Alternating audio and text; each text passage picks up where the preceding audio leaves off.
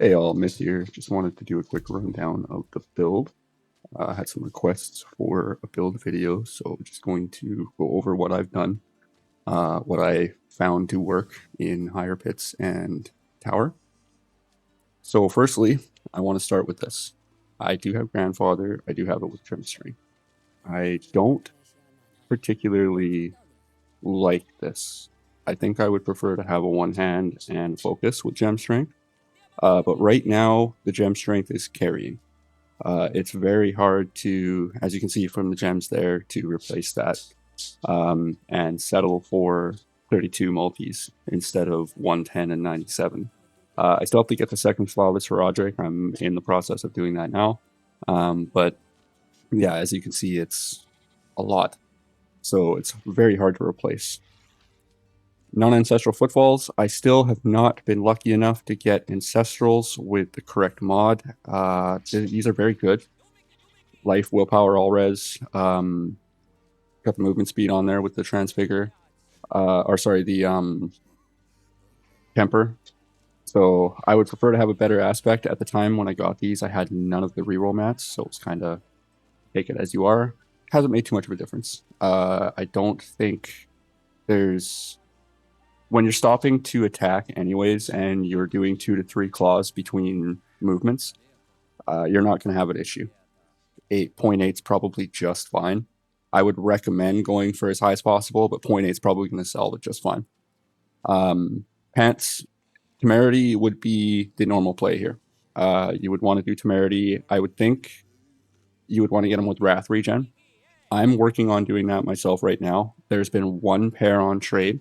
The guy was asking 64 billion gold for them when he had them posted up for 2 bill. So I said, no, I'll farm them myself.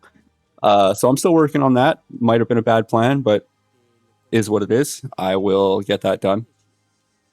Gloves, pretty much, is what it is. All damage, all the time. Dreadclaw stats, and just a bunch of multis. Chest, I went Juggernauts. There's a couple different options that you can do here, but I feel that Juggernauts is the best, and I don't really think it's much of a competition. As you can see, I kind of got screwed on my transfigure. I lost, I believe it was flat armor, and I got percent armor instead, so it wasn't too much of a difference. It ended up panning out to be right about the same. But I would have preferred having both. So that's something that'll have to get fixed a bit later on. Air of Perdition, pretty standard. I hit Resource on it to go with Seed. This combines with the Seed bonus for per Wrath. That, as far as we know, is your current Wrath, not your max Wrath. So whatever Wrath you have at the time you press Claws, you'll get the multi based on that Wrath.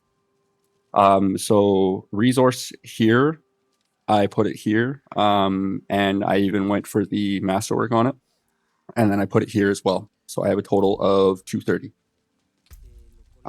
Going back to Seed, very standard, just the one cooldown reduction roll is all I wanted to get Lalish under 10 seconds. You need that to happen for the Ritual Shard. Sorry, not the Ritual Shard. For this set. So you get 10 seconds after casting a Soul Shard skill. So as long as you keep that cooldown under 10 seconds, you will benefit from this at all times. Rings, pretty standard again. This was another dummy lucky hit, getting +4 on crit GA ring. Pretty standard statting. Willpower crit, multis. Ring Star of the Sky, same thing, pretty standard. I hit willpower on it. That's been the best that I've done so far. Probably a couple of different hits that are better than that. I actually haven't got the math on hand right now, which is Sanctum's math. All credits to him for the build and the math that was done for the build. So I have to math out willpower versus all skills. I think all skills wins out, especially with the new bonus every 5 ranks of skills. So In my case, I'm at 52. My next push would be 55. I have 2 that I can get. I don't want to say easily, but relatively easily. I can do GAs here and get another +2. And then the rest of them are all +4. So yeah, just a quick rundown of all of the gear. For the skills are basically exactly as Sanctum has set up. I haven't really made any changes to that. He's got it what I believe to be in its best form. So for that planner, can definitely refer to his and give him the views, because he did all the work for this. Same with the Paragon board. I am not smart when it comes to Paragon boards. I can put them together, I can create templates, but when it comes to min-maxing them like this, this was all Sanctum again. So all credits to him again for that. So Toughness. I want to discuss Toughness really quick before I close out. Armor, I think, is GG. I believe resistances to be mostly bait. I don't want to go ahead and say that with confidence, but from my own personal testing, resistances against armor, it seems to be no contest. This, for example, Juggernaut, yes, the latter half says, but your evade has a 100% increased cooldown. That gets overwritten by Nether Step. So when your evade becomes Nether Step, that evade line disappears. It doesn't recognize Nether Step as your evade anymore. So you get to benefit from 150% total armor without having to take on the downside of that particular aspect. So yeah, I fully believe armor to be where it's at. You also want to find a balance between armor and life. I have almost 60,000 life. A lot of that is grandfather, yes, for sure. When I lose grandfather, I'm going to be reeling a little bit. I'm going to be looking for sources of life again, because I want to stay above 50,000, I think, is the kind of safe point. And then resistances, don't, again, really look for it. If you find it on something like this, amazing, great. Probably better as an armor roll, but honestly, not going to complain about something like that. And then for your gems, you'll want to use probably 1 fire, 1 poison, and then 1 all res. I haven't changed to the poison one yet, but poison seems to be something that I really struggle with. It doesn't kill me, but it puts me in panic mode. It makes me spam my potion. You don't want to deal with all of that. If you can press 1 potion to counter a poison, great. When it comes to resistances, though, aside from those 2, there's not too much that is overly dangerous if you're actually paying attention to what's on the floor. The big lightning orbs, don't stand in them. Big piles of water on the floor, don't stand in them. A lunatic on your head, well, I mean, we're all dying to lunatics at some point.